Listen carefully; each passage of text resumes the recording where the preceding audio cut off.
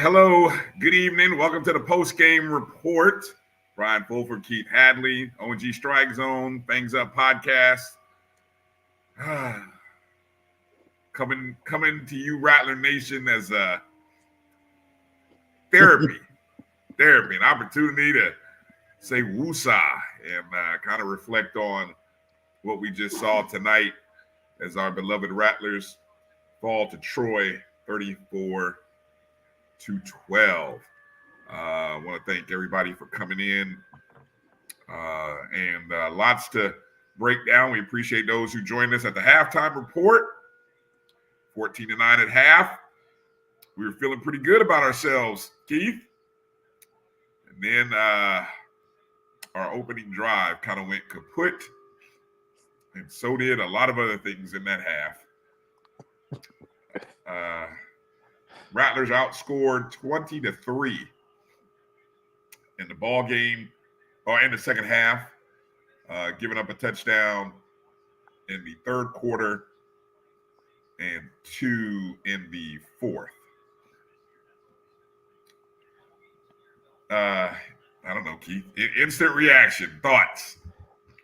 Instant reaction. Brian was definitely right. You cannot trade field goals for touchdowns. So if you start looking, what they scored 34 points, we kicked four field goals. So if those 4 field goals are 4 touchdowns plus the field goal you didn't miss, so if all those opportunities were, even the field goal that you didn't take, were turned into touchdowns, you're looking at a 35-34 game. So I think part of it, you're going to look at this game and say the missed opportunities, but then also the second half, the undisciplinedness. Some of it, a lot of folks are going to jump on the defense coordinator, which you really let one player beat you. I mean, Kelvin pointed that too. But the other part is missed tackles was a big thing. So just kind of looking at it, we saw some bright spots. Jamari Gassett went slap off. You do wonder, can Richardson continue to take that kind of beating throughout the season? But this is probably the best defensive line you're going to see for the rest of the season. So, it's a frustrating loss because it's a game that you see that you could have won. Yeah, I'm trying to see if I can find a stat that talks about the penalties. It went from 3 to 10.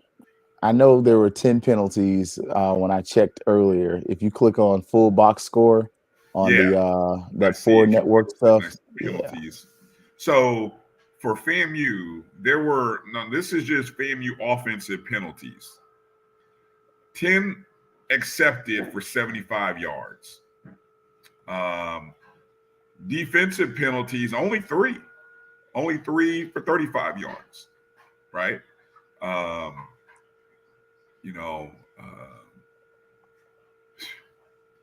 I'm just going down the line here of the penalties. The one thing it doesn't tell me is what quarter this happened. No, it does tell me the quarter. Okay. So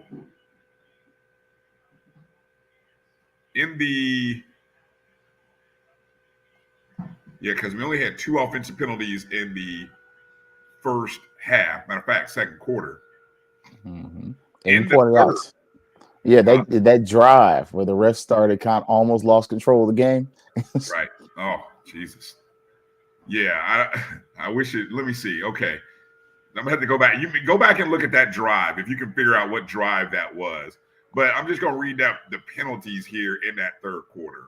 A holding penalty, 10-yard penalty. An ineligible receiver downfield on a pass. That one was actually declined. Also in the third, false start penalty. Delay of game penalty. Another false start. An unnecessary roughness. Now we move into the fourth quarter. That was the unnecessary roughness. Then a holding in the fourth quarter. False start in the fourth quarter.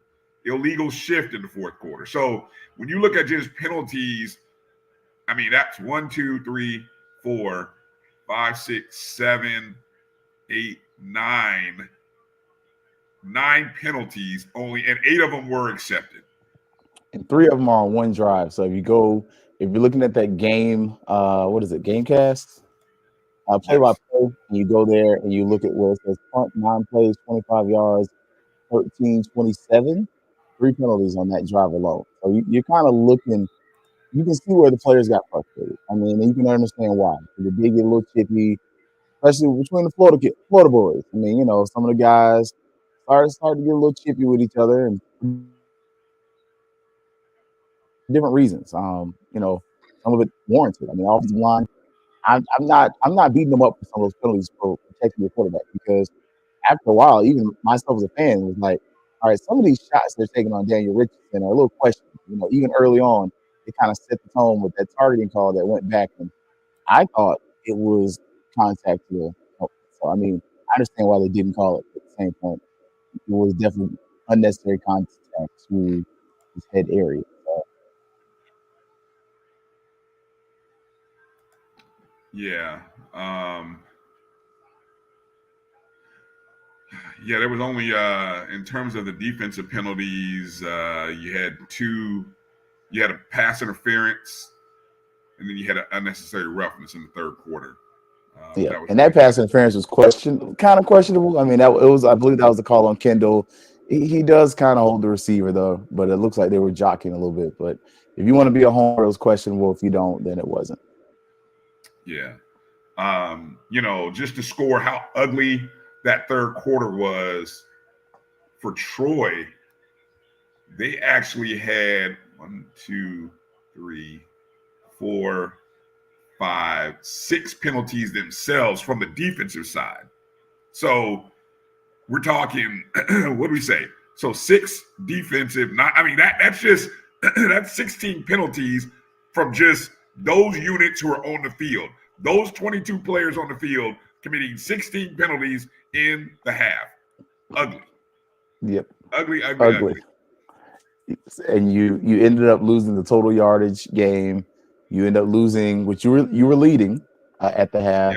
Yep. You end up losing. You still won time possession. Crazy enough to think you won time possession and it wasn't really close. Like I said, I think when you kind of go back and you look at this film, I think part of it is going to be the discipline stuff.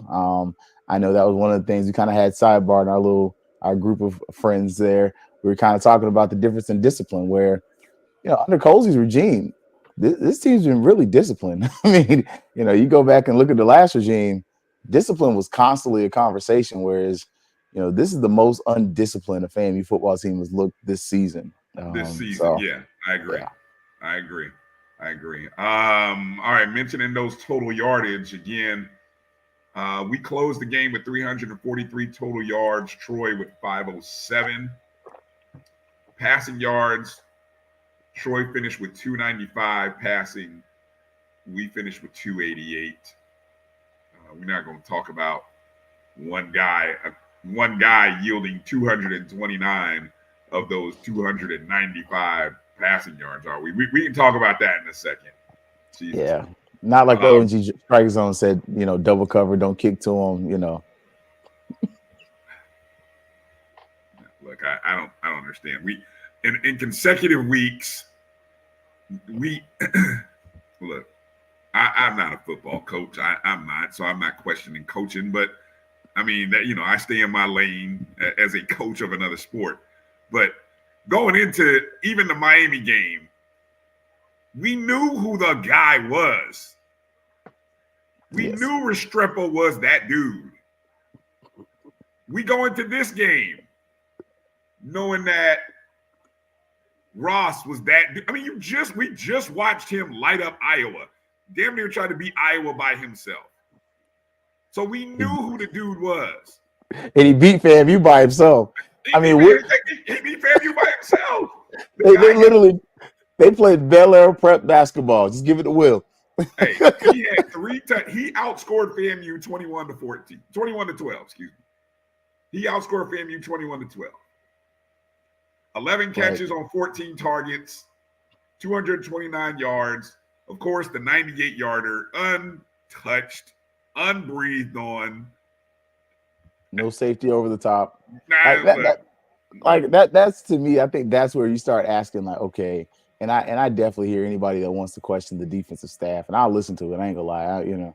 Why is there not a safety over the top on this guy? He's ripping you a new one, and then you give up the 99, like, and you're looking like it's single coverage, and it's single coverage against a known issue. Like they tried BJ early and it didn't work, and after it didn't work on BJ a few times, they're like, Kendall, sorry, Kendall, and so after that. It's like, all right, crap, we can't throw to Kendall. Let's attack the other side. And that's what every team's going to do. Like every team knows there is a hole in the secondary on one side of the field. So what do? You attack that hole in the secondary. And I hope you don't have anything on Baylor. It looks like Baylor's trying to give it up. No, I stayed away from that game. I didn't even know that game was happening, honestly. But a little bit I'm mad that Cal couldn't close Florida State. I had such a sweet because everything else is hitting. The under on Tennessee. I got Mississippi boat racing, Georgia Southern. All those I'm hitting. God doggone Cal. Cal was like 15 yards away from putting Florida State to sleep, and they couldn't do it. Let them off the hook, as a great coach once said. We let them off the hook. I refuse to believe. Anyway. Yeah, Gail says you watched 7 last week. Yeah, I can't. Look. Anyway, yeah. Devontae Ross is his name, ladies and gentlemen. I don't know. I'm telling you now, I'm keeping an eye on him in the draft because whoever that guy, that young man is gonna.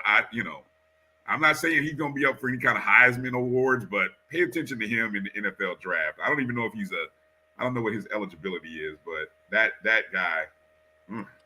What about Gassett though? I mean, just thinking out loud, Gassett. Yeah, let's move over to Gassett. Yeah, I mean, because as good a game as Ross did, Jamari Gassett, 10 catches on 12 targets, 141 yards. Oh wait, more than that. They gave him more. What do you mean they gave him more? Update for refresh your page. He's 11 receptions for 152. Oh, let me refresh the page. Yeah, okay. His long was 48. Man, look, Gassett definitely. I don't know if he made himself some money tonight, but you start thinking they literally went toe to toe. I'm still seeing 10 for 141.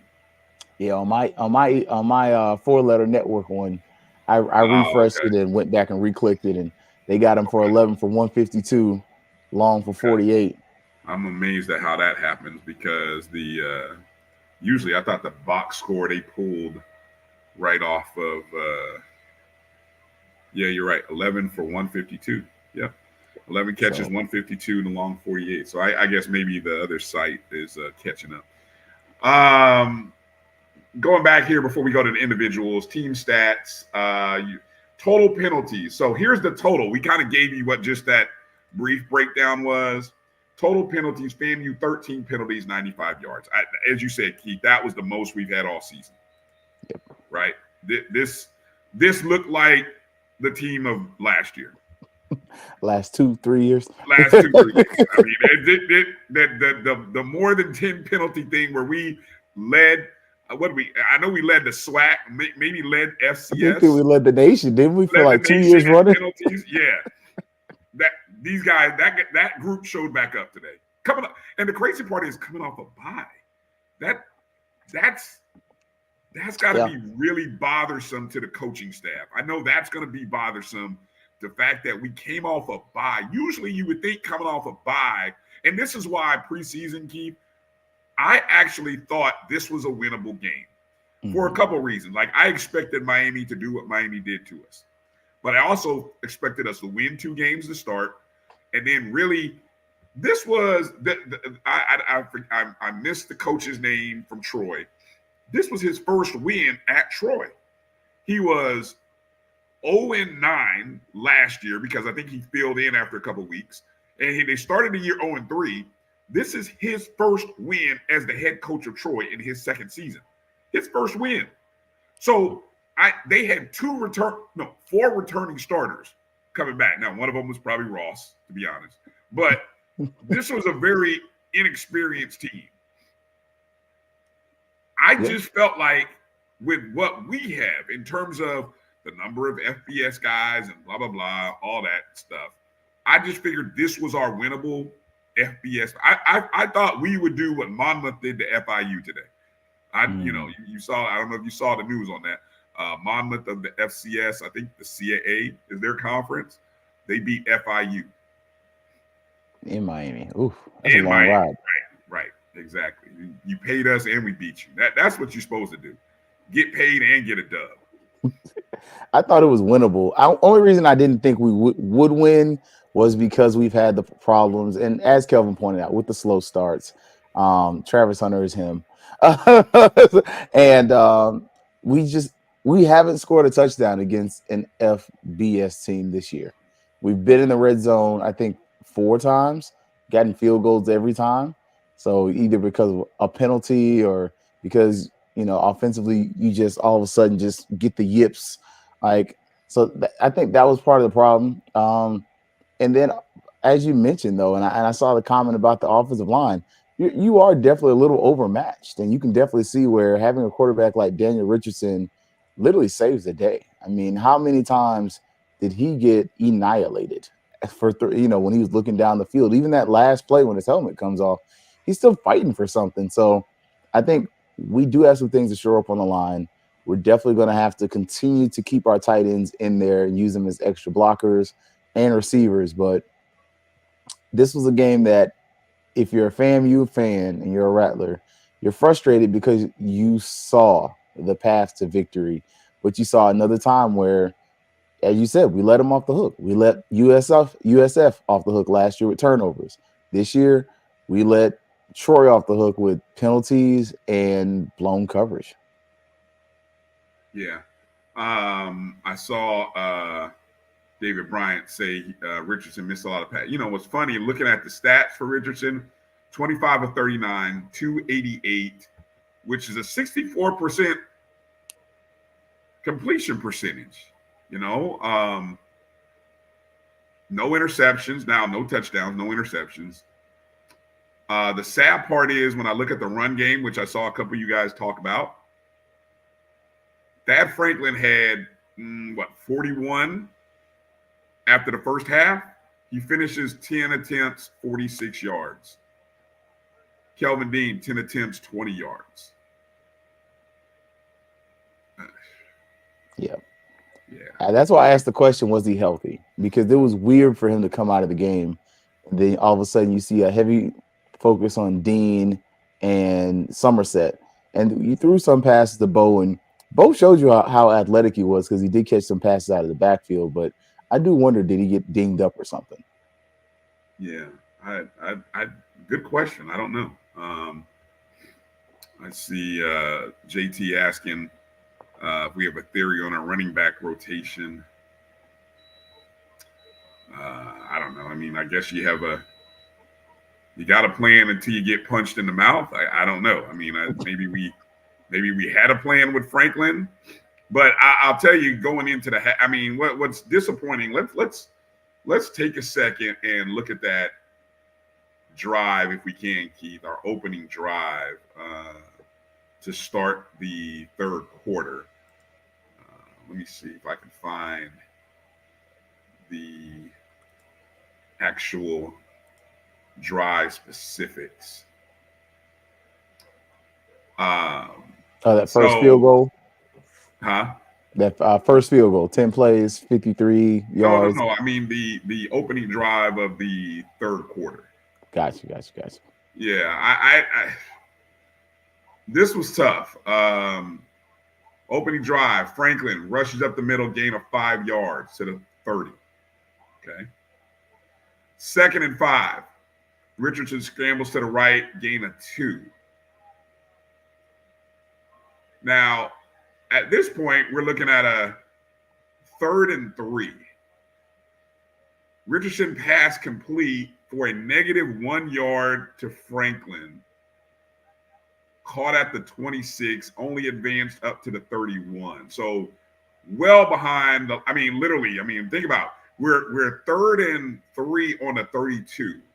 He catches the ball on the 26-yard line and gets back to the 31. So essentially a negative play from the get-go, and we punt. Why didn't you run the ball? I don't know. I mean, I guess, that's hindsight. I mean, obviously hindsight is perfect. Like I'm going to have the perfect response because I know the outcome. But you do have that question because we saw it, Kelvin points it out at halftime, you could really do almost what you want at the line of scrimmage. And you have your bell cow that we're all saying is having a really good game up to this point. Why aren't you running the ball with him? And then furthermore, you've shown that you really don't care. 4th down, you'll go for it. Why not then have that play sheet to say, okay, let's run for it. Let's try to see if we can get 2 to 3 yards, if not the 1st down. And if we don't get it, then you continue, either you punt or you go for it. Yeah, the impact of what killed us on that drive where we go 3 and out to open the quarter is that Troy turns around and goes, let me see if I can, they scored on the ensuing drive. Of course, capped off on a 30-yard pass from him, Ross. Just call him at this point. Yeah, him. He should give us nightmares. I mean, Jesus. And actually, hold on. This is a little known fact. What is Restrepo's number? Ooh, isn't it 7 as well? It might be. I think it is, because I was just watching the highlights of him scoring a touchdown on USF, and then he kind of he pushed him down like he just. Yes, Tony says. Yes, he's 7. He's a 7. All right, so Kryptonite is number 7. 7 is not lucky for us. 7 not is not lucky for our DBs. We got smoked by 2 number 7s in the secondary. Jesus. It's lucky for me though.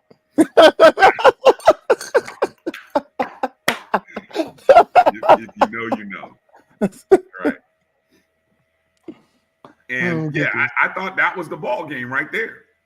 Down 21-7. So I mean that ball, I mean, you come out of halftime and you're supposed to be able to, I mean, just everything that you've been coached to do and everything that you make the adjustments, and we come out and lay an egg first possession, and then once again, defense first possession of the half gives up a touchdown. And I just thought that was the momentum. That was the momentum kicking. That's like really, getting a straight kick to the groin, so to speak, in that drive. In that moment, if you thought we had a chance coming out of halftime, like we all thought, hey, we got a chance. I think that was the moment when you probably were like, we need, need a miracle, need a forced turnover, need something to happen. And you almost did, though. You started looking at it. The defense, I think part of the problem with the defense is maybe they were trying to do too much. I mean, the offense obviously was starting to kind of fall apart a little bit there, but I'm just wondering how much of this is you're just trying to find the answer, trying to figure out, just kind of throwing stuff at the wall. And it's just, you never were able to close the gap scoring touchdowns. And I mean, we've gone a month without scoring touchdowns just about. I mean, obviously you're doing that against FBS talent, but you still, you have players that were on this Troy team that were committed to FAMU. that literally until some things changed, they were coming to FAMU on the field, on the sideline at the spring game, running out with the team. And now they're playing against you. And it's not like they dominated the game. I mean, you can't say that Troy truly dominates this game until the 4th quarter. And by that point, it's almost over. And Sorry, I'm laughing at because that was darn near pass interference, and he still almost caught the ball. Colorado's, Is I that think they're the going to lose. But yeah, how much time is left in that game? 2 seconds, 31 to Oh, 24. well, Colorado's hoping for a miracle, and wherever it is, I'm looking for Travis Hunter. I'm sorry, it's like we just lost to a one trick pony, and Colorado's a pony with 4 tricks, and one of them's broke. So, wow. I mean, Did the it's Southern gonna game be. Did the Southern game finish? That was on ESPN too, right? It said it finished. I was gonna go back and try to watch the end of that, just to kind of see like, all right, who won that one? Because man, Southern looks bad. Yeah, they looked bad until they tied the game up and sent it to overtime, though. Right. I don't know. If their coach finally figured it out? I mean, I don't know. Look at that. Gail said Southern won. Wow. They were down 24-10. Southern did win. That's they crazy. Were down 24-10, ended up winning. And Lamar only won by 3 against Texas Southern. So I think one of the things we definitely learned this week, though, from both of our HBCUs in North Florida, when you got points, you take points. I don't care if it's Edward Waters. You literally should have went to overtime with that game, but you chose not to kick the field goal. Or if it's FAMU and it's like, hey, take the points. I think that's one of the big takeaways. You're referring to our third drive in the first half, in the second quarter. That's the drive you're talking about. Yeah, I agree that. We had I mean, here's how big that drive is, and I think you're about to say the same thing. We kicked the field goal. We're up 9-7. We're up 9-7. Mentally, what are you guys thinking at that? Because literally, they didn't score until late. Brian, he caught it. Oh, are you kidding me? Hold on, stop it. Wait a minute. Let me go to Fox now. It wasn't Hunter either. But you know, Shedeur did this in the Celebration Bowl, so Shedur's that dude. I talk trash about Colorado very often about Deion's coaching ability, but it ain't because of Shedeur, Travis Hunter, or Horn. Them dudes are him.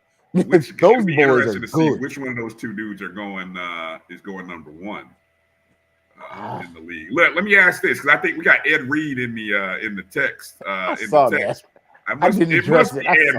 must be Ed Reed. I mean, my guy, keep it up, fam. This is why I say Ed Reed is needed as a head coach. No HBCU is beating an FBS without the required resources needed to beat these teams. They're not losing because FBS teams are better resourced. And he continues here with Ed Reed. This is a FAMU victory over Troy. I mean, I don't know. I just don't know what Ed Reed has shown you, my guy, to let you believe that his coaching acumen is any better than anyone else right now that we've seen. At the end of the day, you got to have some talent. You got to have some talent, and if you thought the Tiffany Dawn Sykes era was bad at FAMU, make Ed Reed the head football coach. The FAMU alumni base and Ed Reed, that ain't what you want. And I've never seen his coaching acclimate to say that. Like, there's not saying he knows the game. He knows more about football than he's forgotten more than I'll ever know. But he's not done anything to show head coaching wise. Not saying that he can't. I'm saying as of now, he has no coaching track record. So why is it that these guys leave the NFL and their first crack, they get to become the head coach at HBCU? Like, Deion didn't get his first crack at Colorado. His first crack was at Jackson State, and he had to back his way there to get that degree first. Yeah, exactly.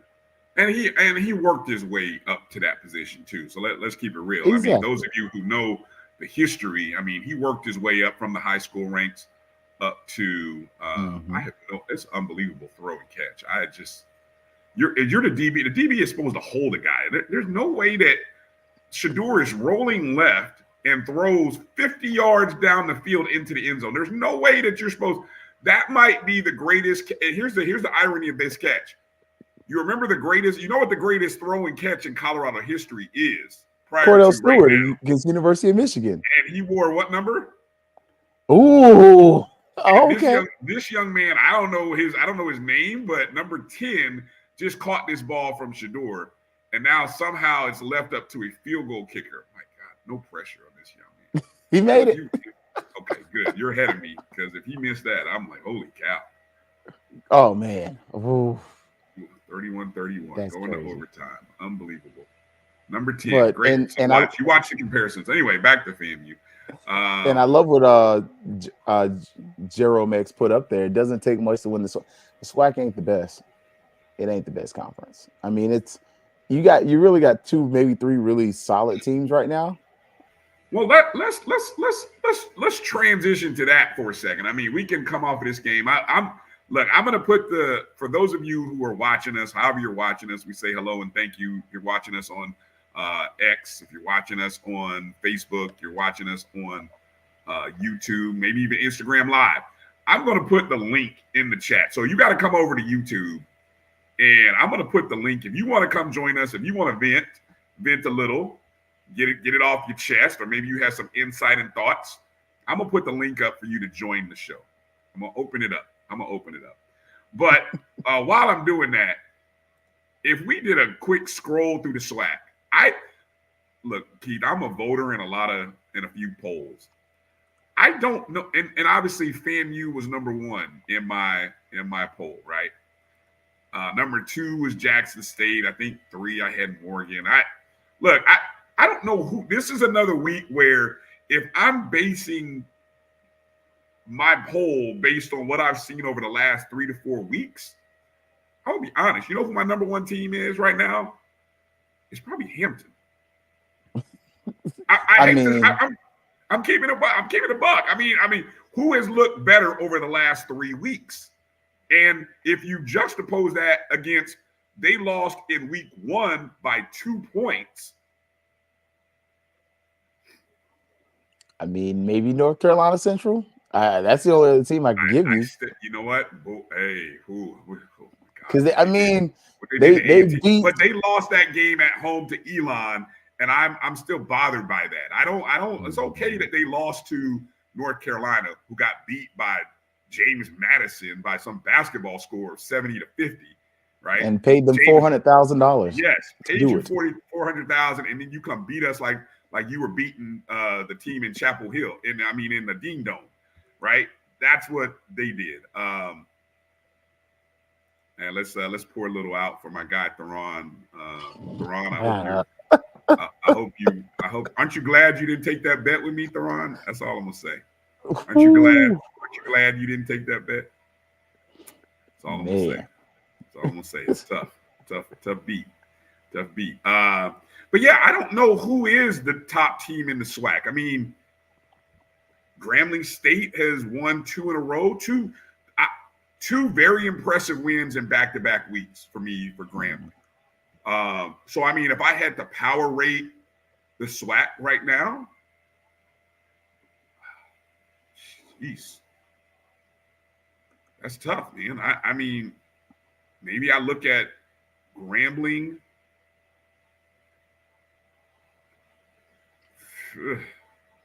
Grambling, FAMU, and I mean, we haven't played anybody, but I still look at what we did the opening 2 weeks of the season. But then the last two games, I'm kind of like.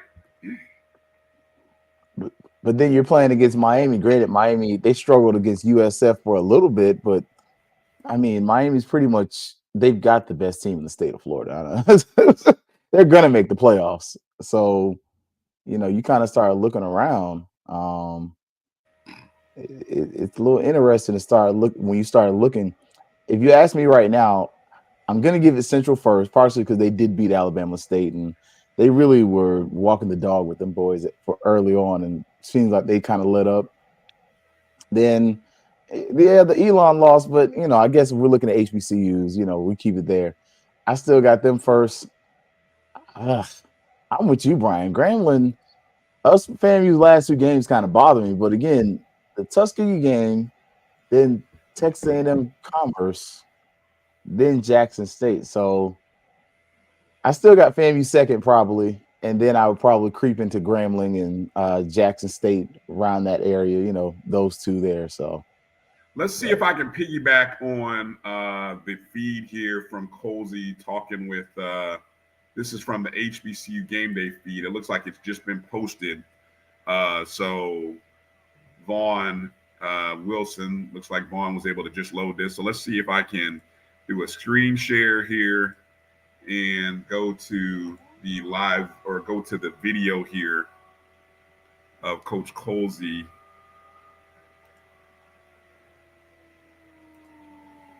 Here. All right, this is from HBCU game day. Probably Vaughn Wilson. This is James Colsey. Well, you put yourself in a situation you think to win the football game.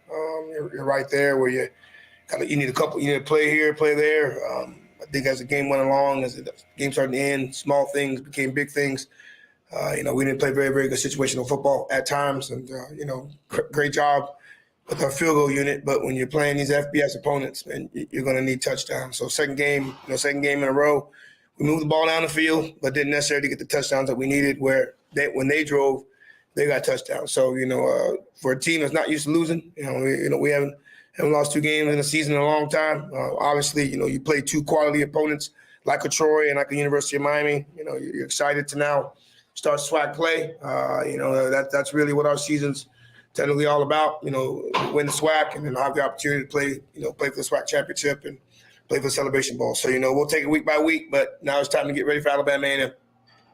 Coach, you seen the first half was played relatively clean by the team, but the second half it seemed like the penalties just mounted up. Yeah, we got a little bit in our feelings a little bit. We talked about what they were going to try to do. We talked about them getting frustrated, and we did. We frustrated them, and then we countered it, but with our own frustration. So, not typical of us throughout the season. Obviously, it cost us in some really, really critical areas. Now you're playing with second down and long, third down and long. With these guys are now getting an opportunity to tee off on our quarterback. So, we got to play smarter, not just on offense, but defense. And, obviously special team did a good job tonight. But, just some critical errors, that cost us big time tonight. Coach, towards the beginning of the game, y'all came out having a lot of momentum. Second quarter had a chance to take a lead if y'all elected to kick the field goal and made it, but y'all decided to go for the fourth. Now, can you take us maybe through the rationale of that decision and maybe how that may have springboard in the rest of the game? We had a situation where Cameron Gillis is our place correct at the time, and it wasn't at a spot. So he has to be at a certain spot for us to kick field goals. So ultimately we decided to go. He wasn't at the spot. It was going to be a deep kick for him. So ultimately that's why we decided to go for it at that time. I thought we had a good call. We were, I think, a yard and a half short. We were expecting him to be in man-to-man. Corner came off, made a really good play.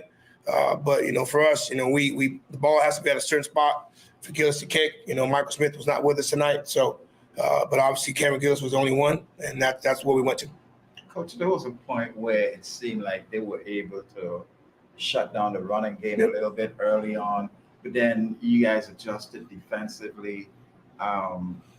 And they adjusted, and you guys just went to passing the ball a little bit more.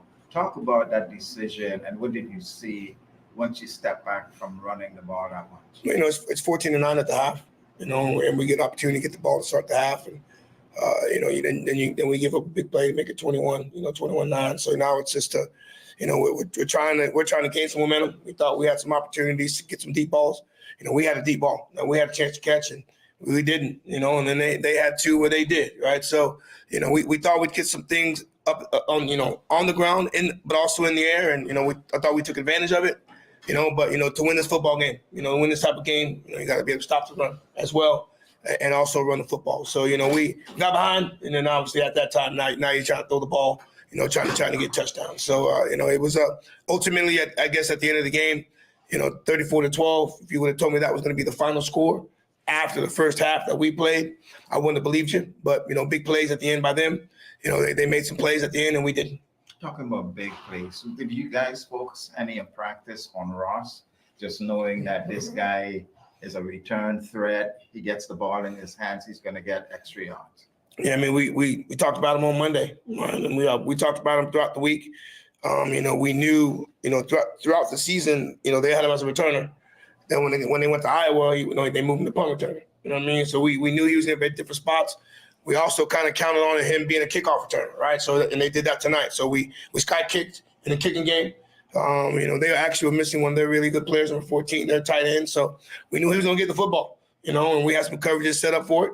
The one at the end, our corner's supposed to be over the top. He got beat, right? And the other one, he called a slant route and made us miss a couple times. So it wasn't like we didn't know he was going to make plays. And ultimately for us, we had some coverages that we thought could help us with him, but 7 was better than us tonight. One last thing, Coach, from me. Penalties, they seem like some of them just happened.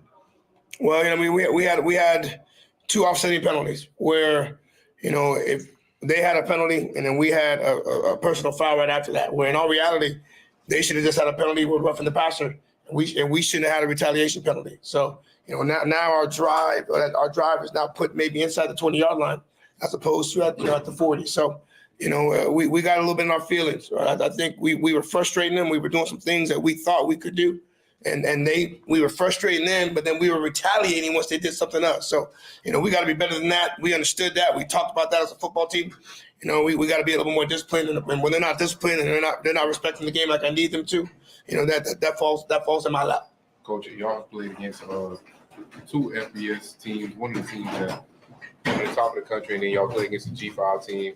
Talk about that a little bit. I mean, you play against one of the best teams in the nation. Of course, that didn't go as planned, but you play against one of the G5 teams. How different is it playing against these G5 teams instead of playing against the power forwards? I know you're playing them at home. You got a team that is trying to make sure they did everything to get a win. They did some really, really good things. They came out and ran the football. They came out and threw the football. I mean, that wasn't much different for us. We know we're playing up. We know we're playing against a program that's going to be well coached. They did some really, really good things. So for us, we had to come on the road, and no matter where we go, we're going to have to show our best. And we needed to show our best if we were going to be have the opportunity to win tonight. We didn't. That's why we lost by 22. But I thought we played a very, very good first half. We didn't play the second half we needed to have in order for us to win the football game. Coach, Alabama A&M took a big loss today. Next week they will come into Bragg Stadium. We get to get back to the FCS level and get back to Bragg Stadium. How inviting is it to be able to correct things at Bragg Stadium? Well, it's always important when you go back home. Obviously Troy just saw that tonight, right? They went on the road, had a couple losses. They get back into their friendly confines, and things automatically work their way. But we got some work to do.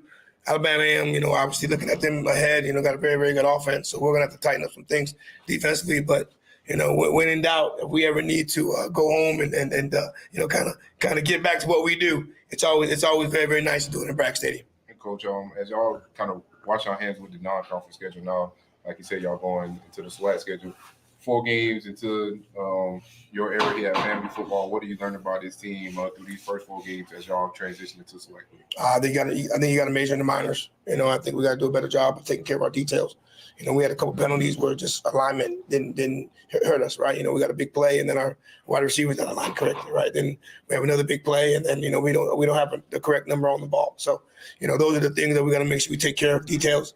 And I'm not just talking about offense, but defensively as well. Our communication was better, but it wasn't up to the standard that we've had over here the last couple of years. So those are things that we got to really, really major in the minor things, because those minor things tonight, especially, they became major blows for us. As you walked out of the locker room after talking to your team, how were they feeling? They ready to get? Well, I told them, and regardless of how win, lose, or draw, we always do the same thing. We talk about the game, and then we pray afterwards. I mean, collectively, I thought that the team felt that we might have let one slip away. But I think that also should allow us to understand that we got to take care of our small details. And that was something that it was evident tonight. It was evident tonight. A good football team. Troy did a really, really good job. Did some things, ran the football. But obviously like I said earlier, coming into half 14-9. Us getting the football back. To start the half. You probably wish we would have had a better opportunity to put ourselves in a better situation. So we didn't do that. We went 3 and out. They got the football. came down and scored. So, for us, I think offensively, defensively, special teams, got some things we got to work on, things to build on. Obviously, playing Miami and Troy, they show you the things that you have to be really, really good at. So, we'll work on that. We'll get ourselves, we're not done with Troy yet. We'll look at the game film Sunday. We'll look at what we did. We'll do our corrections, and then we'll get ready for Alabama A&M Monday morning.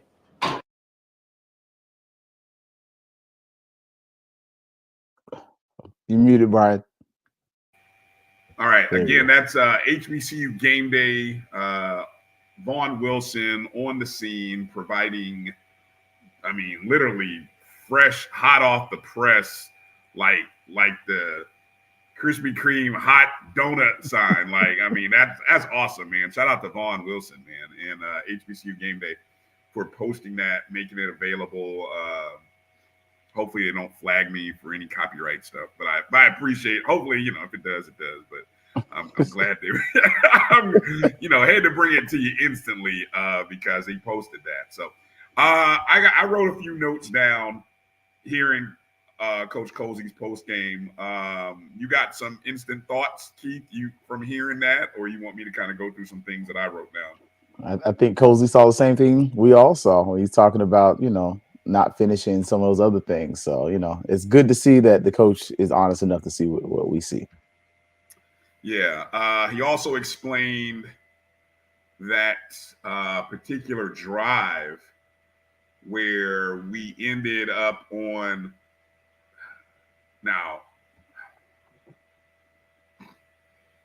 So I'm just going to do the math here because he said that we didn't go for that field goal from the Troy 28-yard line, which would have made it let me do the math. 10 is 38 9 plus 7 is 45. Yeah, which is probably, I think we said that was outside of Gillis's range. Right. Now, Gillis did kick a 43-yarder later.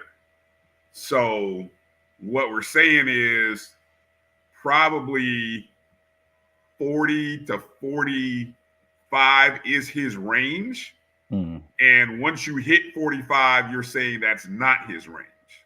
That's what it sounds like. I'm just reading that, and I hope anybody watching, maybe you'll ask Coach Cozy for more specifics on that. But if I'm reading what he's saying and you do the math, that's kind of what he's hinting at. 40 to 45 is his max.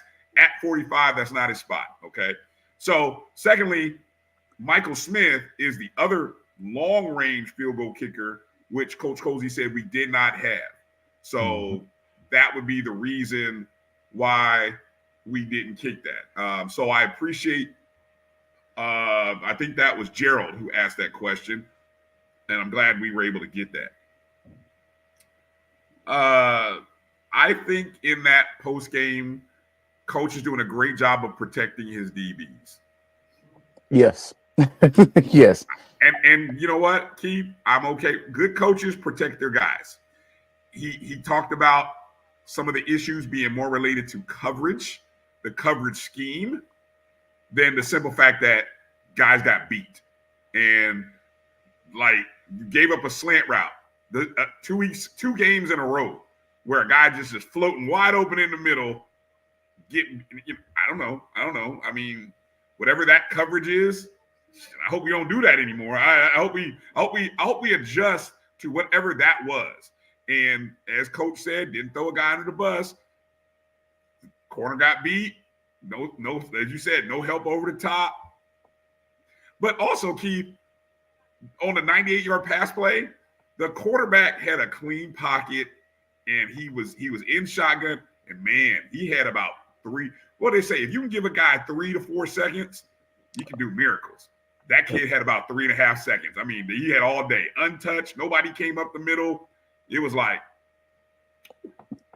he had time to pat the baby, as Willie said. Yeah, he had time to. It was like, damn, So you can look at the cornerbacks, but we can also turn and say, man, we had no pressure on the quarterback on that particular play. Not in the second half. I think that was one of the things I noticed in the second half. It didn't seem like our defensive line got home quite as much, but it also, really, it seemed like that deep ball got us more than anything because I don't remember a lot of notable run plays. Just thinking about from the second half. The first half, definitely. But that second half, I can't think of any like really a bunch of large run plays. Those couple plays got us beat. And like you said, that deep route was really the backbreaker. Like that was the one that kind of sealed the deal for FAMU. And you can definitely hope though. I mean, tackling's got to happen. Like a lot of the things with slant routes are you're giving the ball to a guy in space and hoping he makes someone miss and then use his speed. And that's what's happening. We're seeing that on that slant route, you give him to a speedy guy in space, he makes somebody miss, and then he's running down the sideline. Yeah. Coach also talked about number seven beat us again. Number 7 beat us again. No, I mean really. 7 beat us. And I don't know if we really respected his ability as the receiver. You heard Coach talk about punt return, kick return, no mention of him, and that they might try to give him the ball.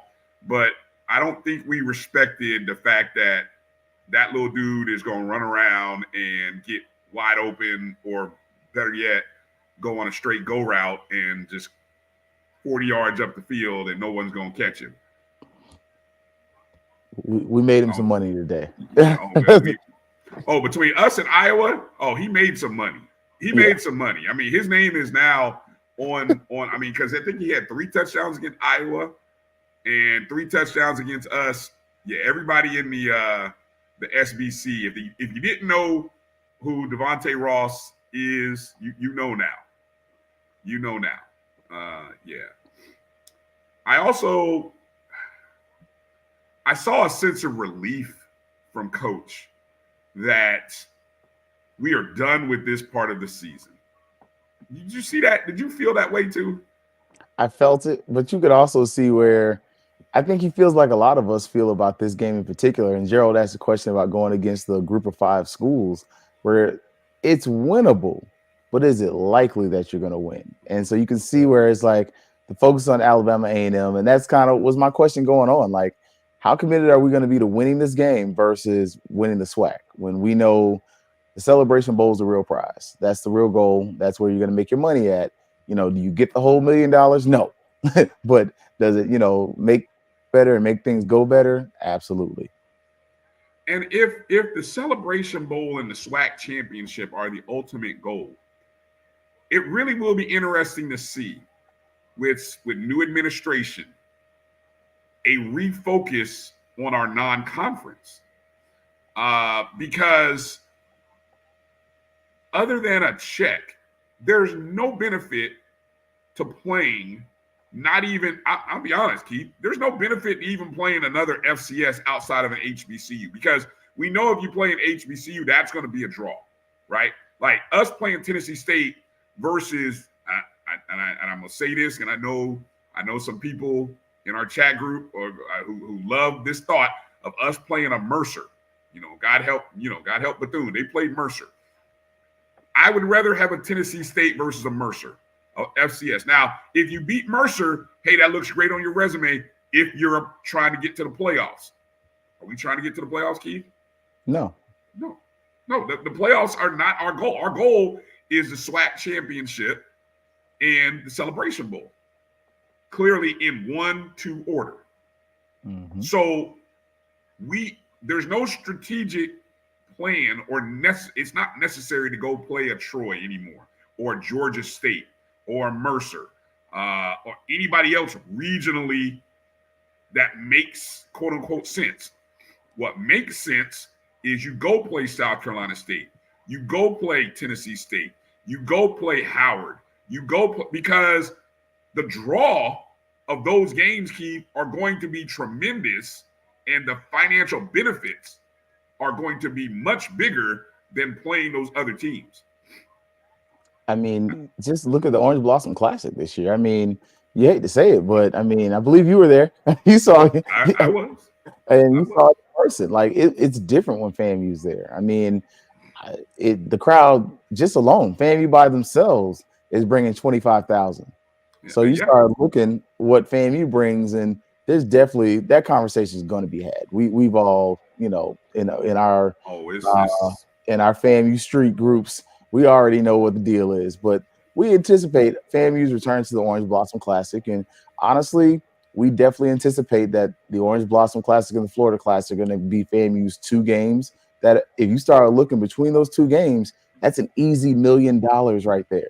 And so for me, if you're gonna stay in the SWAC, you got to have those 2 games and have them as big money games. Now, if you're leaving the SWAC, cool, 2 fingers, shoot them up where you go, but get a contingency of HBCUs that are now going to sit up here and say, hey, you saw what we did against Troy.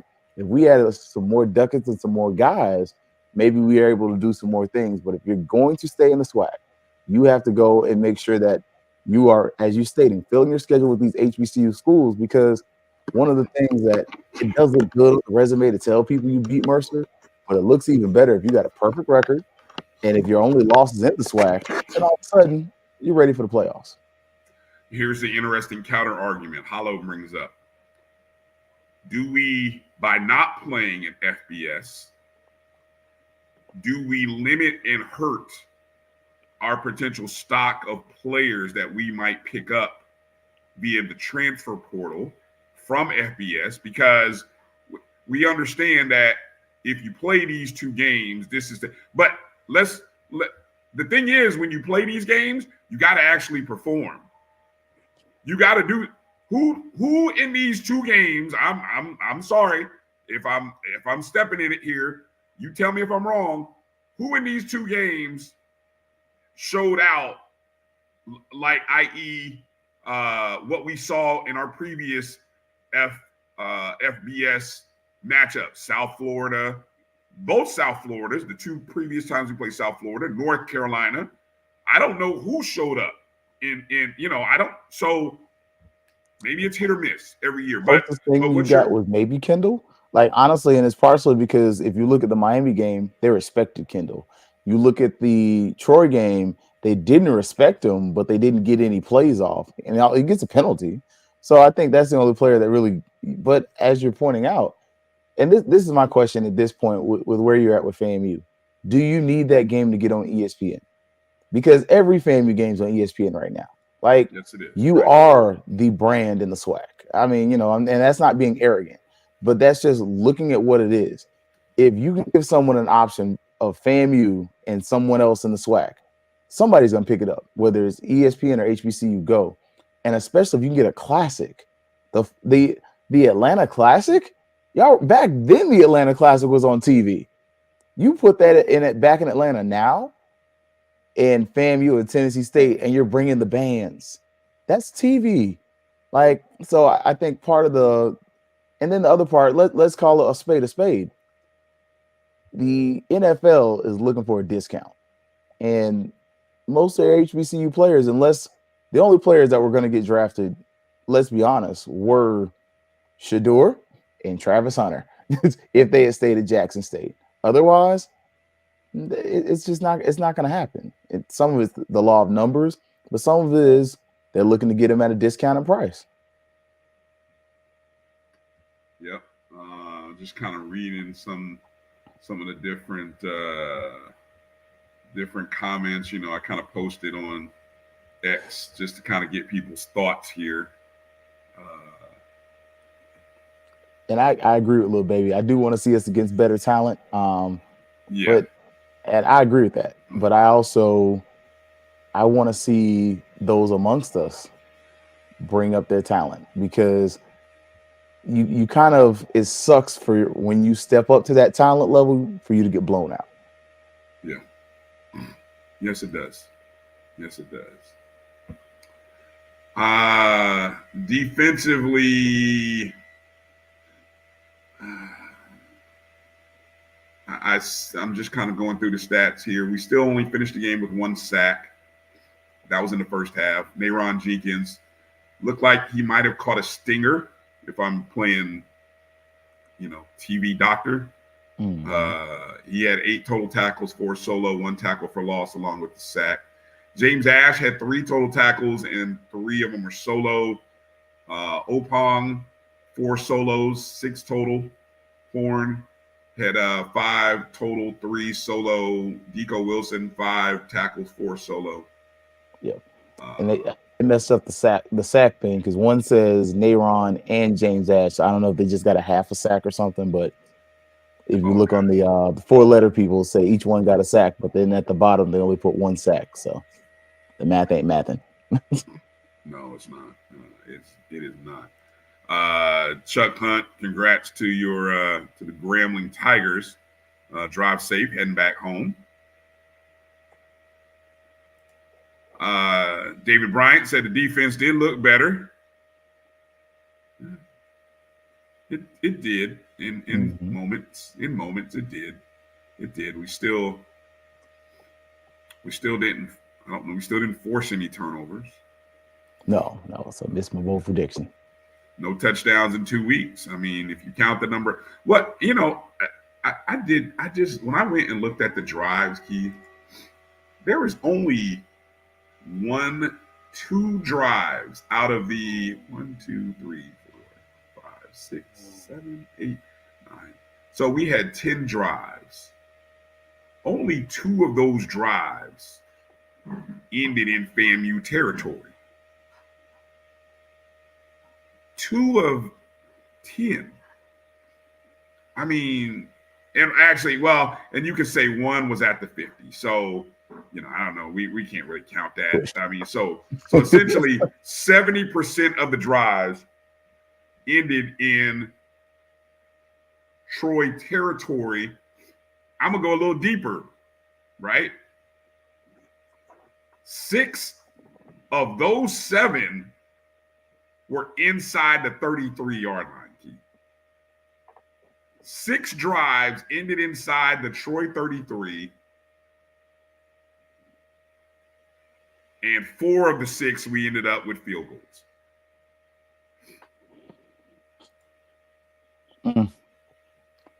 Like I said, we got a touchdown for each one. How about 50%? How about 50%? How about 50% touchdowns of those 6? And that's the part that we have to. That's the part that hurts. Mm-hmm. And I love Mr. Campbell's comment. I agree. HBCUs are not getting the talent that we used to. And that's kind of why I stated if you stay in the SWAC. I think we can lie and tell people all we want to that they're going to come to an HBCU. But when you're looking at what schools are doing in these other conferences and what they're getting paid versus what the SWAC is paying, it's hard. It's hard to compete because you're literally the only sport you're different in is football. Everything else is equal. Football is the only sport that's not equal, quote unquote. But we're talking about the conference paying FAMU like $1 million, and we're talking about, I know Florida State's getting 40. I think UCF is getting a little more than 40 now, and you're talking about a school that 30 years ago didn't have a football program, went from Division III and is now a Power 4 school. Yeah, this is sort of right around one of my notes that I wrote. Mr. Campbell says, FAMU's still better than any team in the SWAC. This is just not as talented as 2023. And this is where we as fans, we as people who cover the team, have to be able to provide the context here. Because let's keep it real. There is no elite team in the SWAC this year. I think I've heard more than one person say there's going to be at least a couple of 2-loss teams in the SWAC championship game, quite possibly. Okay? Because the undefeated teams of the last, 3 seasons? In the last 3, us and then Jackson State the previous 2, don't exist this year. Now, we could stumble into a undefeated season, by hook or crook. I mean, it's possible. So could somebody else. But I don't think it's likely. So I wrote down here the challenge of reading your own clippings. And I think that's what I saw a little bit in Coach Colsey's post-game presser. It's like you got to help these guys, especially the returners, reset a standard. Like I think culture is what's carrying us to a little bit. Like the comebacks we had in the first 2 games, that's because of culture. But in games like today, that was a talent and execution game. Mm-hmm. And I think culture will I think culture will overcome in these upcoming games against Alabama A&M. Mm-hmm. I think we're going to have a fight on our hands at Alabama State because that's a road game and it's homecoming for them. Not an unwinnable game by any means, but I just think, we're going to have to play well all the way through it. And then I don't know. I don't know what, we'll have to see how the rest of the schedule unfolds from there. I think we're better at the most important position on the field. And that's probably my first time saying that publicly. But I really do feel like, y'all know I was a Musa guy. I feel like Daniel Richardson's a better quarterback than Musa. And I don't think the stats disagree with me. They don't. I feel like if you look at the turnover differential, if you give us this turnover differential last year against South Florida, this team has a perfect record. Ooh. And I think he's more mobile. He's more mobile partially because he just is, but he's also more mobile because he's just not as concerned about the injuries like Musa was. But I think when you're starting to compare the 22, 23, and the 24 FAMU teams, the difference is truly in the secondary and the defensive line. You look at that defensive line and what you lost. And granted, what you lost is sitting on the bench at Colorado and sitting on the bench at UCLA and sitting on the bench at Illinois. But you see the difference makers those players were. And I don't know if you have that. You have James Ash, but then who else do you have? It's not like last year where you had James Ash and Dunn and then Geno Hunt. And you're literally, that's just your defensive line. Then you go to linebacker and you're like, hey, we got Major. Then you go to secondary, you got Lovey Jenkins and you got Bowler. And like literally every layer of that defense had a dude that you were like, that's him. I don't think you have that this year. There's 2 hims on that defense. Everybody else is a piece. So I see a bunch of pawns and you have, some rooks, but I don't see your kings on there if we're making it chess. Yeah. Capable talent though. Capable. Yes. But we just haven't seen it yet. And who knows? I mean, we finished the first third of the season. It's very likely here in the middle third of the season that we see the improvement that we're looking for. The best part of this, though, Brian? What's that? The injuries. Think about injury-wise. Where was this team last year? Your best receiver was down. I think this year's receiving core is better than last year's. I mean, you at this point in the season, your best receiver had a breakout game against Jackson State and pretty much was done after until when? Because Marcus Riley has the Jackson State breakout. Right. And then what happens for the next few weeks where Gassett has the week 1 breakout. Then he drops 150 tonight. Then your tight end room shows up in between. And all of a sudden, you found receiver 2 and 3. Last year, you didn't have a second or third receiver. Right. It was, you had Dixon and everyone else, and they were solid. Jamari Cherie kind of comes on later on and Manigo, but a lot of these guys are hurt earlier. This point in the season, your receiver core wasn't this strong and wasn't this solid. I'm just saying, we kind of looking at, and I don't know, when I'm looking at certain positions, I think the biggest differences are on the line of scrimmage. If I'm comparing the 2 years, last year's offensive line, you lose major linemen across the board. You lose major defensive linemen across the board. I think that's your biggest difference. Right.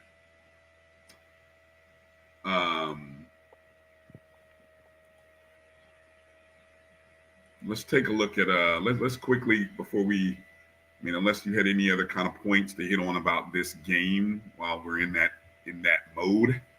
You want to hit up a few scores and just some quick thoughts as we go around the SWAC.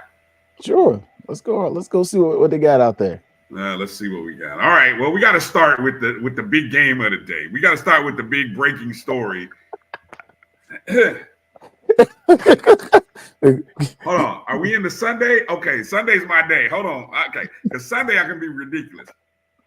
I say, you got your drink ready? I got my drink ready. I told y'all. Told you. Clark Atlanta, the big bad rat poison from the ATL, came down to Daytona Beach. And they had me worried for a minute, Keith. They were down 28-7 in the first quarter.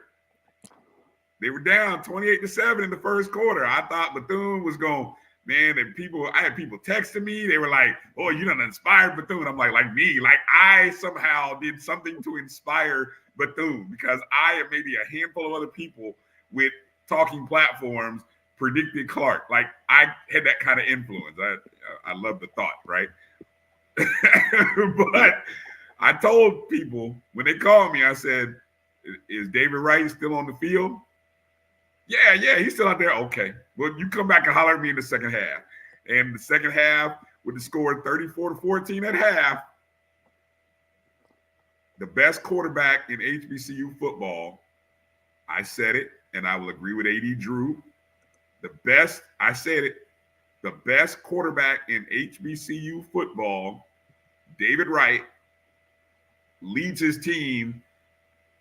They outscore Bethune 14-3 in the third quarter, outscored them 10-0 in the fourth quarter, including Keith, a 98-yard drive that the ball is, literally in a minute and 41. Go back and think about how this game went. Bethune unable on a 3rd and 3. Bethune, if Bethune gets a first down, the game is practically over.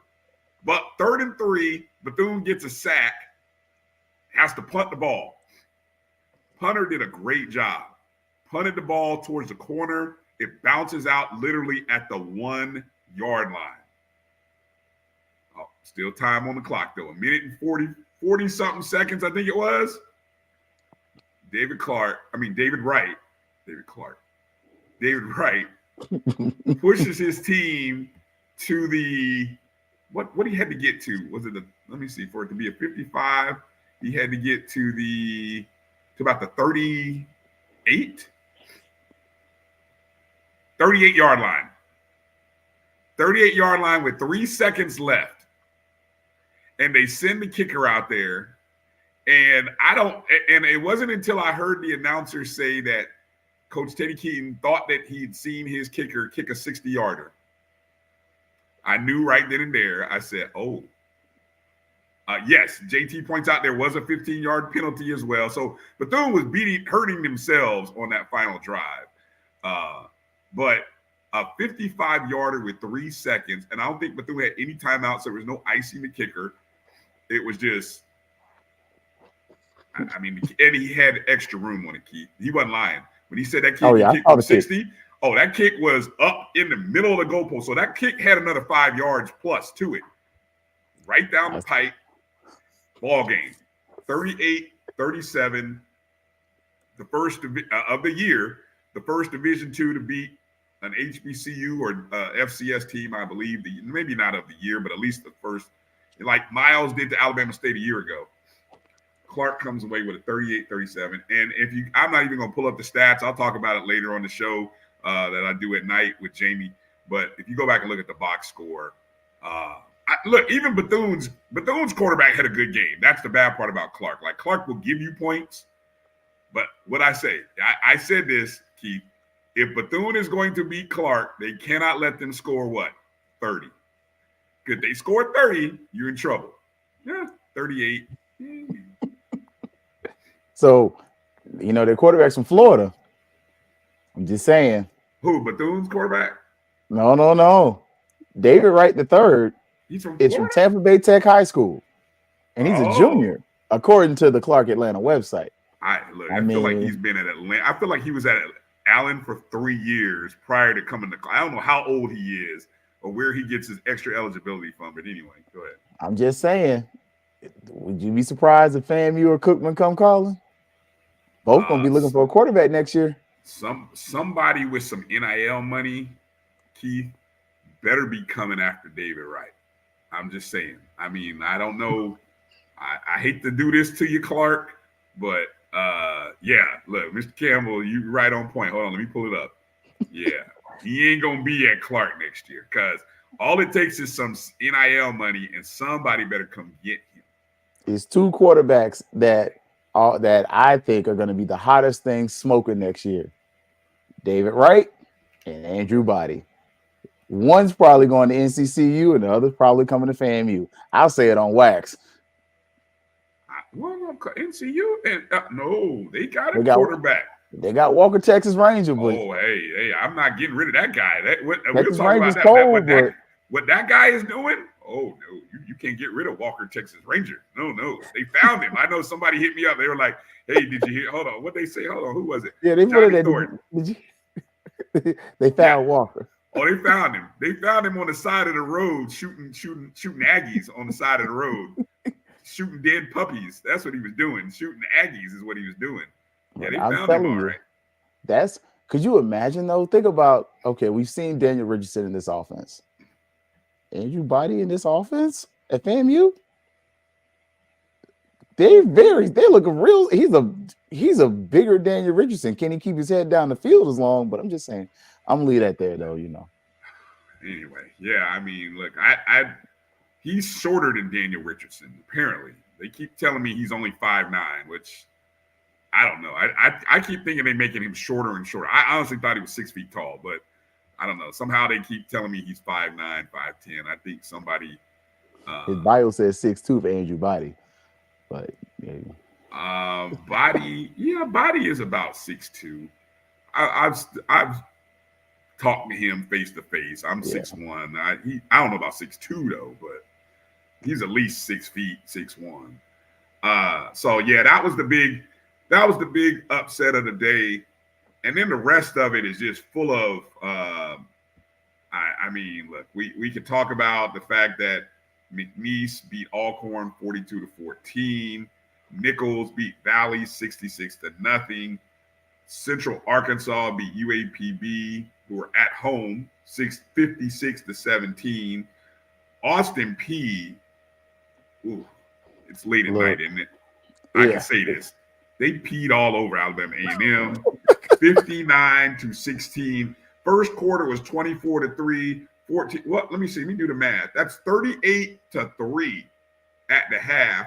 Actually, I'm gonna go even deeper, Keith. I'm gonna do the math here. 52-3 at the end of 3 quarters. Damn.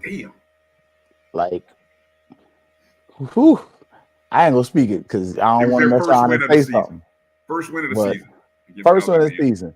Look, Alabama A&M, the Ric Flair of black college football, he got to get it right. That's all. I'm gonna leave it like that. Yeah, I think Grambling over Jackson State was I didn't think Grambling was gonna do that to Jackson State. A bit shocking. 41-20 final score. Grambling over Jackson State. They jumped on Jackson State 14-0 before Jackson State actually scored 2 touchdowns.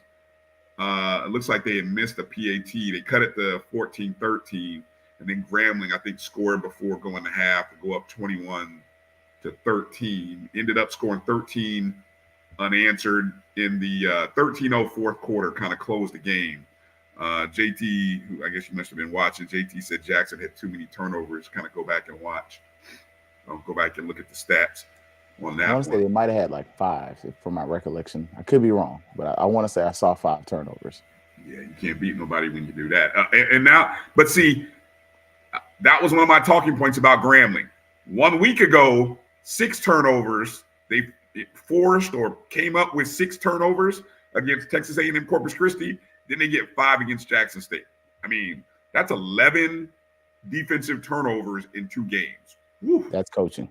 Hey, look, be careful. I told you when I said the power rankings, I may have to strongly consider Grambling as my top team in the SWAC. They're 3-1, 1-0 in SWAC play. Although I'm trying to think, who else did they put? That didn't count as a That SWAC didn't count. game. Yeah, The so I Jackson think State game doesn't count. Yeah, ESPN just kind of put that in there, but they don't know. So that's not a SWAC game. So they're just 3-1. It's okay. The colonizers don't know everything. Yeah, I know. Southern coming back to beat Prairie View 31-24. But is that how much value do you give that when you consider, man, Prairie View looks like hot garbage. Like, remember they were supposed to beat Texas Southern and they got mollywops. Like, yeah.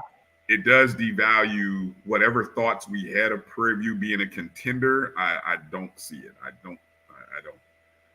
They after them 2 whippings at Bragg, it did something to them, man. They came to Club Bragg, left hung over both times, and they ain't been able to get right since. Right, and the crazy part for Southern, you know, they lose a game to open the season at McNeese State. That was a winnable game that basically they played that game like they should have won in the first 3.5 quarters. And then in the fourth quarter, they kind of puked on themselves in a couple different areas. And that game, and it cost them. So, you know, then against Jackson State, they no-show in the first half. You know, and I guess second half they finally the second on the road. I mean, that was a big win for them to go on the road at Prairie View, but knowing Jag Nation, they probably had more people in that game than Prairie View folks. So who knows? I'm guessing. I'm being messy. Don't they always take over Prairie View? Supposedly. Hey, look, I'm over here looking at that FAMU game. Yeah, like Tony said, Jacoby Morgan threw a pick 6 on his first pass. Okay, and got uglier from there. There you go. Let's see. PV changed OCs and everything. Yeah. Yeah. Oh, well, there's your problem there. The OC at Southern is Prairie View's old OC. Well, we do a lot of recycling in the SWAC. We noticed that. I'm with JT on that one, though. What'd he say? Right there, I want the Atlanta market. I think the SWAC's already taking that over. They're just trying to find. I don't know. Mm-hmm. I don't know if they're waiting on one of the AU schools to come up and see if one of them can fit in. But shoot, Clark Atlanta. I was gonna say if you read what's out there, and if you think that a Morehouse goes to the MEAC, wouldn't a Clark to the SWAC be like the next obvious play?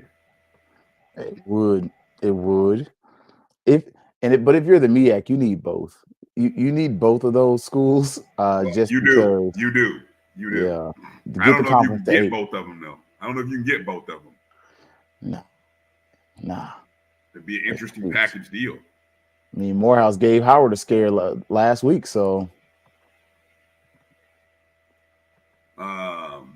Lamar comes out with a 20-17 win. They get a late touchdown to beat Texas Southern 20-17 as Texas Southern had as much as at least a 10-0 halftime lead, 10-7 at the end of 3 quarters. Is Texas Southern? Do they have it? Can they score? Because they lost their quarterback. They lost so much. But will they be able to keep up in that SWAC West? Because Grambling's got the best quarterback on that side of the river. So that's one. Look, I'm gonna go even deeper. Grambling may have not only the best quarterback, might have the best defense on that side. Yeah. And that combination is very lethal. You start thinking about, and not to look past anybody, but looking right now in the SWAC is FAMU and Grambling East West, and you start looking, man, that's an interesting matchup when you start looking what FAMU's offensive line the problems have been, and what the defensive line's inability to get to the quarterback has been with a guy like Crowley, who has shown that he's a good quarterback. Right. So that's the SWAC. Just in case you were curious what it looked like over in the MEAC, Norfolk State got a 32 to 10 win at VMI. Totally shocker. Norfolk State was an underdog of about 9 points. They jumped out. Huh? It's because they're black.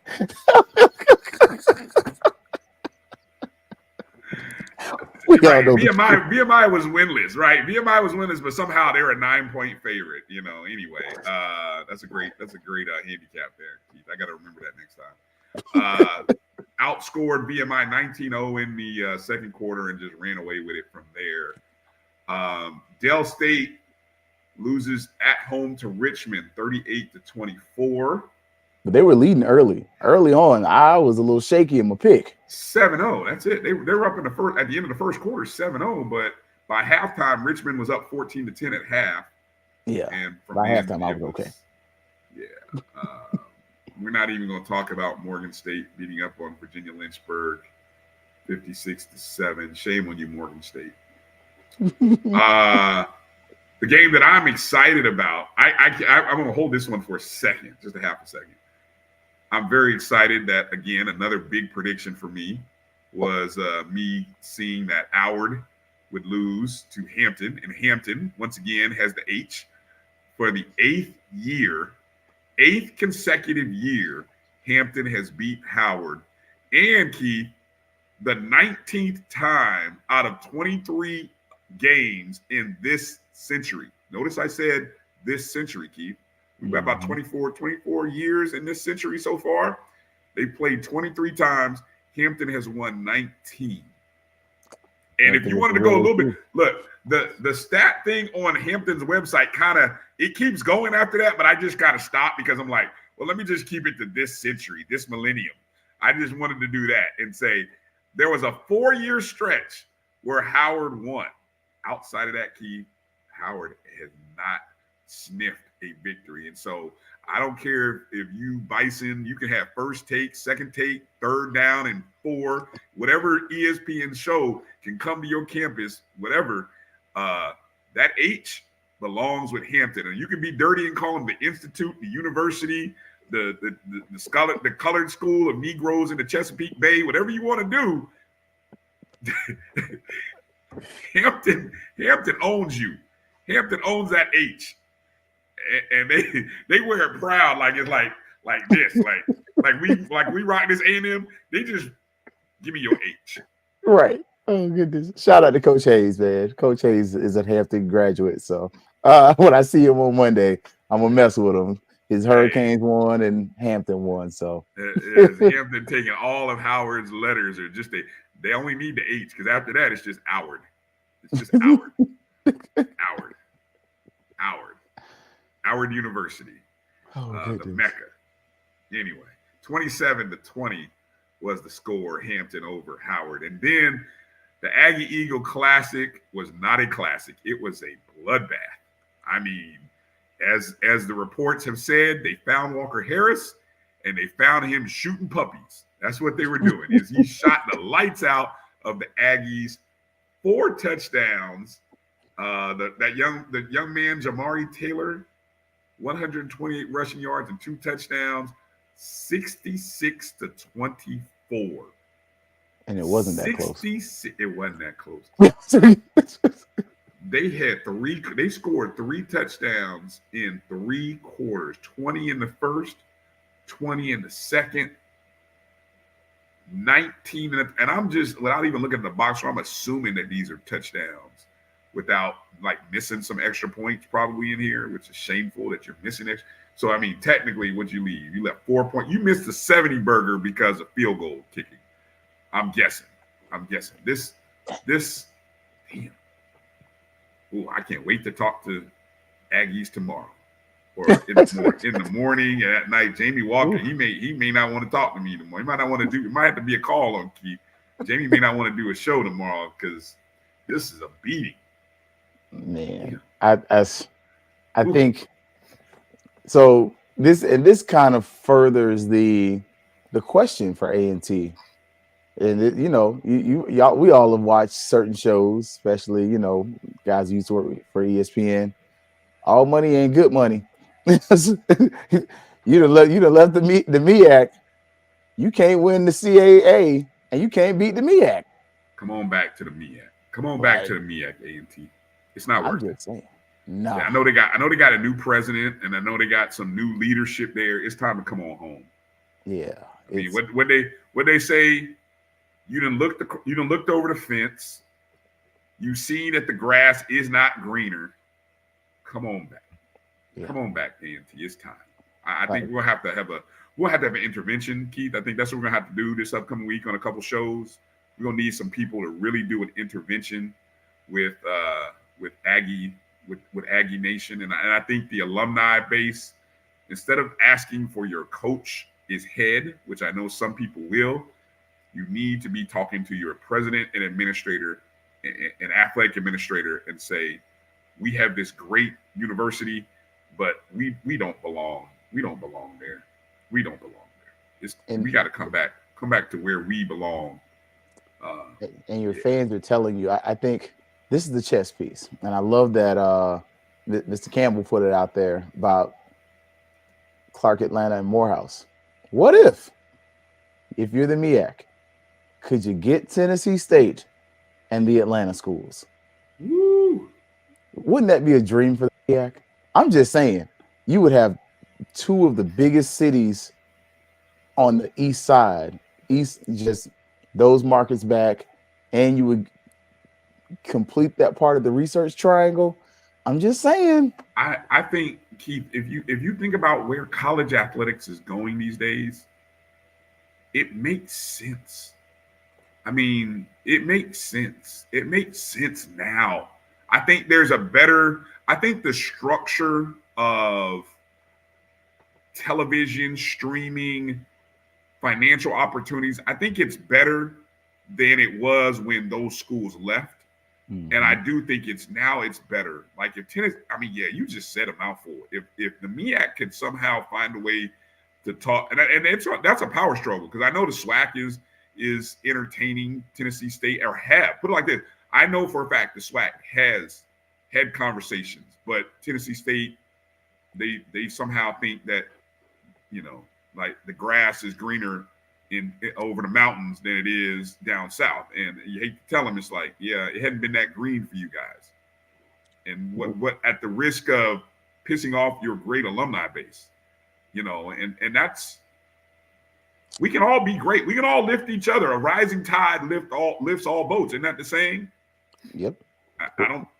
What is the equalizer that the Celebration Bowl becomes, though? Because that's something that, and we heard Willie Simmons talk about that. Yes. Only HBCUs get the bowl games at the FCS level.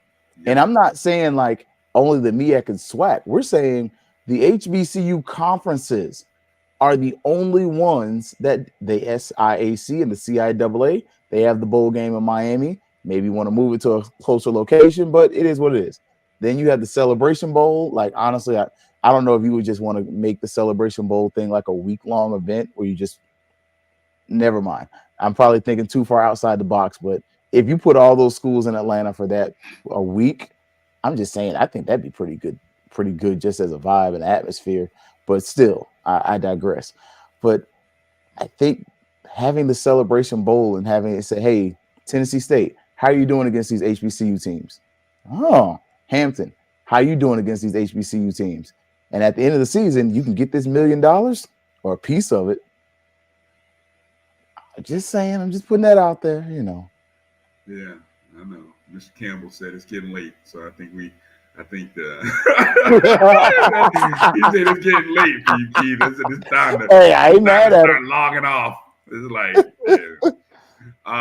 The last other FCS score to mention is that Tennessee State lost their conference opener to Tennessee Tech, 24-14. I was watching it. It was a 17-14 game. Draylon Ellis, they're driving. He throws a pick six. Next minute, 24 in a ball game. And I mean, like, under 2 minutes, too. It was like coming out of the 2-minute timeout.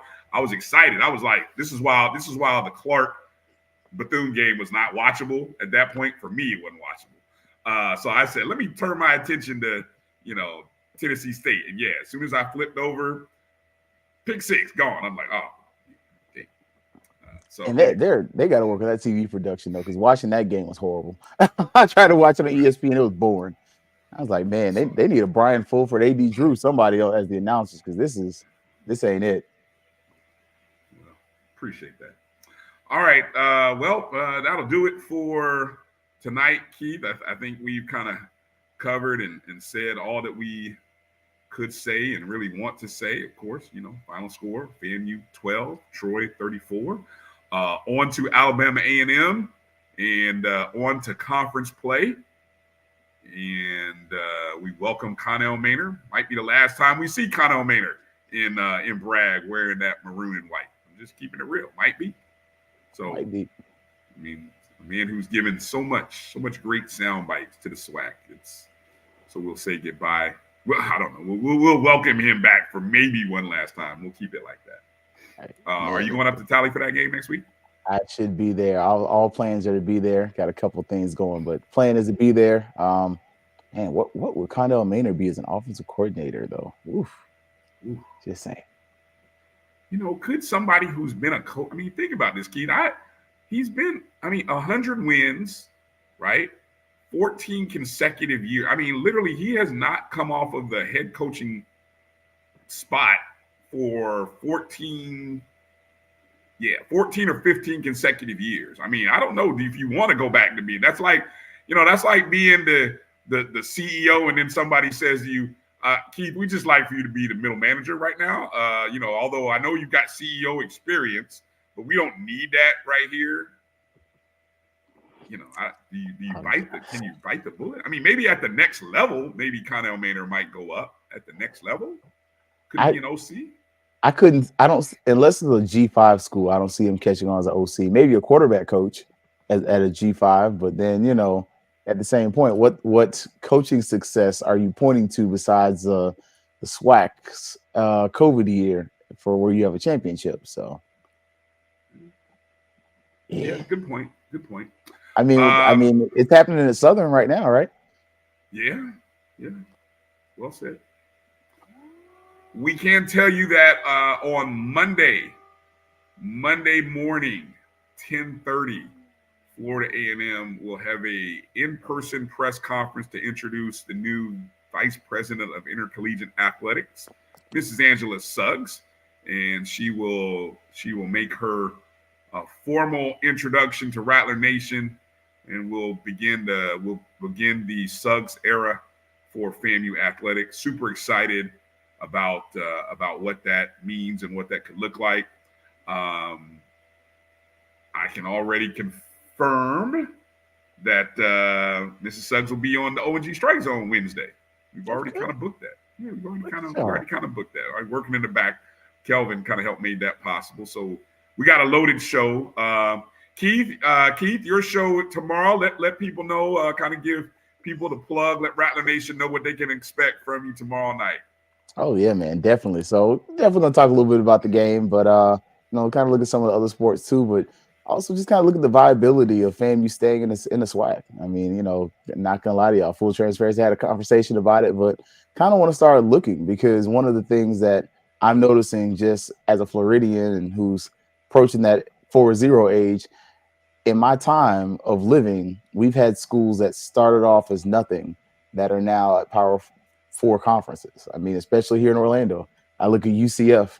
They started at nothing. I look at over in Tampa and you see USF, and you see where the University of West Florida is well on their way to become an FCS program, while FAMU kind of continues to wade into the realm of being an FCS program, and whether it's really the best thing for us. Should we start considering moving up or not? So kind of what I'm thinking about delving into. I know I kind of go left a lot of times, so but try to have some ideas and, start to kind of also mention that conversation that was had during that Board of Trustees meeting, that statement where we're lacking consistency. Somebody said that for a reason. Ooh, I missed that. Somebody said that. Yeah, I forget. The brother said we need to work on becoming consistent, and he said We it. do. He left it like that. We And do. for me, I took that as you had a huge problem for giving this basketball coach, who's been a basketball coach and an athletic director, a 3-year deal. But you're giving a person, granted, she's had experience, so don't think I'm trying to discount her. But I'm saying from the optics, a person who's never been an athletic director before. Granted, she's worked in athletics. I'm not taking anything away from her, but you're giving them a 3-year contract. So I think the optics from those who don't know any better look off. But just kind of mention that as well. But those of us in the know, we recognize the pettiness. I mean, some of us are just naturally petty. So I recognize petty when I see it. It just is like a beautiful woman. I recognize petty coming around the corner. And so anyway, but yeah, so that's interesting. That interesting conversation. So yeah, check out Fangs Up podcast. Let them know what time again, Keith, where they can follow and find you at. Yeah, Sunday, 8:00, HBCU Digital Network, also Fangs Up YouTube. And so we're going to be there. And then also trying to make sure this month we get everything straight. The Rattler Booster meeting is supposed to be on HBCU Digital Network this coming month. So supposed to be last month. We had some technical difficulties, but this month supposed to get it live. So that way you all we get all the information out there and y'all can get it from Rattlers. Okay. I like that. Good move. Yeah, we haven't had time to have that conversation regarding DSOs and boosters and organizations, but that's an interesting topic. I would love to jump into. Yeah. So yeah. Well, thanks for hanging out with us tonight. Again, following this FAMU game, hopefully the team safely should be back. I would imagine in within the hour, if they left on time, back to Tallahassee. So those of you who are going to meet them, I know they talked about that at the 220. That'd be great. Let's turn our attention and focus now to Alabama A&M in conference SWAC play. And I know it's going to be hard for some of us to not pick apart what we've seen over the last 2 games, but let's do our best. I know it's going to be hard, but let's do our best because this last 2 games were what they were. And so we'll move forward. Reminder, check out Dr. Cavill's Inside the HBCU Sports Lab, the extra credit edition, Sunday morning, 10 Eastern, 9 Central, 10 a.m. Eastern, 9 Central, as Doc and the professors wake up and give you the recap, a little more in-depth than what Keith and I just did. They'll give you a better recap because they'll be fresh. Me and Keith are like drunk on just being up late at night on a podcast. Keith's got people looking at him like, "Are you really still on the air?" And I'm just, for some reason, still talking with lights on like whatever, man. I don't know if there's any Pac-12 after dark that I can go watch. But anyway, so a better in-depth show in the morning on all the weekend's action from Dr. Cavill and the guys. And then 6 o'clock Eastern, right on the Black College Sports Network, myself, Jamie Walker, will do our sports wrap thing with Coach Ferrasi, kind of break down some games. And then you can transition and peep out Keith and the Fangs Up podcast at 8. So plenty of stuff to do on Sunday. Share the show, hit the thumbs up or the like button wherever you are. Thank you for hanging up and watching with us tonight. And we are ready for our next opponent, Alabama A&M. Yes, sir. Are your Colts going to win tomorrow, Brian? Ooh, Colts are going to win. We're at 1 point. Yes, I'm predicting a win. We better beat Caleb Williams and his rookie ass. I mean, we better. Otherwise, I'm instantly calling not Daniel Richardson, but Anthony Richardson. He's still playing like a rookie, honestly. So he might as well be. He only played 2 games last year, so I mean, he's only got like 2 or 3 games up on Caleb Williams. So I would expect an ugly game somehow that's going to disappoint me, but we'll see. All right, Keith, man, it's been a pleasure doing this with you tonight. Have a good night. Rattler Nation, be well, be safe. Good night, and safe travels to those who might be watching in their cars, driving back to home from the game. For Keith, I'm Brian. Peace out, everybody.